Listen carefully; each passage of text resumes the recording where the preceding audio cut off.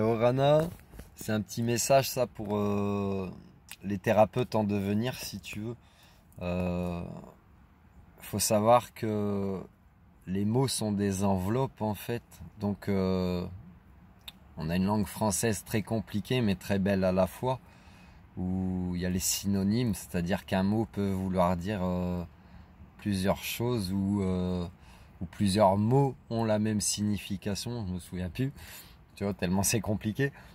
Mais toujours est-il que toi, dans ta fonction de thérapeute, tu pourrais définir certaines de tes fonctions qui pourraient faire peur en fait aux gens qui sont censés venir à toi.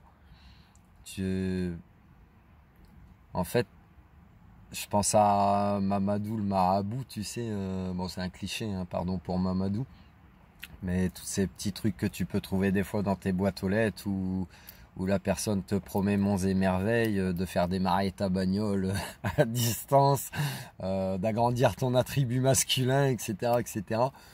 Et, et en fait, des envoûtements, des engagements, etc. d'entités. Donc tout ça, c'est vrai que tu as, en dehors de démarrer la voiture à distance et de faire agrandir l'attribut masculin, le désenvoûtement, le désengagement de beaucoup de choses sur les corps énergétiques, tu as cette possibilité-là en tant qu'énergéticien.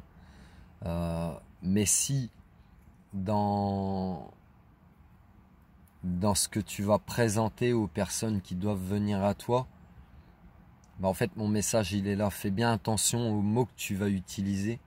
Je discutais avec mon papa il n'y a pas longtemps du pouvoir des mots, même pouvoir, je déteste ce mot, mais il m'a fait comprendre, mon père, que oui, les mots ont quand même un très grand pouvoir, puisqu'ils peuvent libérer, ils peuvent guérir, ils peuvent aussi détruire, anéantir, etc. Tout dépend comment on formule les choses, en fait.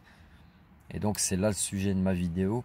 Fais bien attention, toi, le thérapeute en devenir, de ce que tu pourrais écrire sur ta publicité, pour les gens qui vont venir à toi, parce que si tu écris des envoûtements, ce genre de exorcisme, ce genre de choses peut faire peur à certaines personnes, malgré que, ne t'inquiète pas, tu en as la fonction, tu en as les possibilités, mais c'est juste que y a une forme de perte de certaines croyances, on va dire, et c'est de l'énergétique avant tout. Tu dégages des mauvaises énergies des personnes, et les mauvaises énergies peuvent être envoyées par des gens, peuvent être aussi beaucoup générées par les propres pensées de la personne, ses propres émotions, tout ce qu'il y a de négatif, colère, tristesse, rancœur, etc., etc., qui créent des entités dans le corps énergétique des gens. Il faut le savoir. Ça m'arrive des fois, je suis un humain, je suis comme tout le monde, donc il peut m'arriver des fois dans ma vie privée d'avoir certaines pensées qui vont pas être très cool, et quand je me fais mon soin énergétique quotidien, je vais avoir des réactions où j'ai la nausée, et là je me rends compte que oulala, je me suis pollué moi-même, je suis en train de me rendre malade moi-même en fait.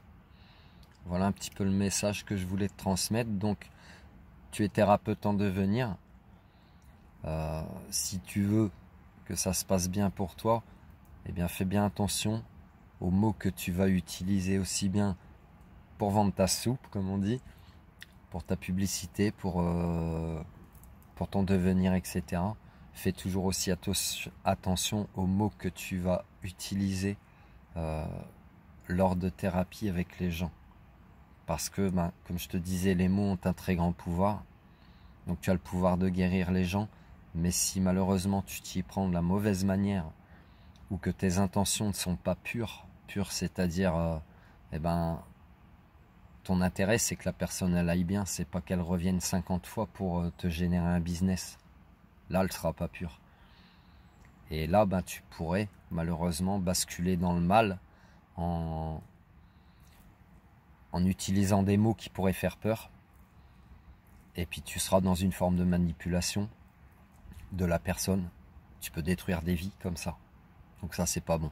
Voilà, je te laisse méditer. Prends soin de toi. Attention au pouvoir des mots.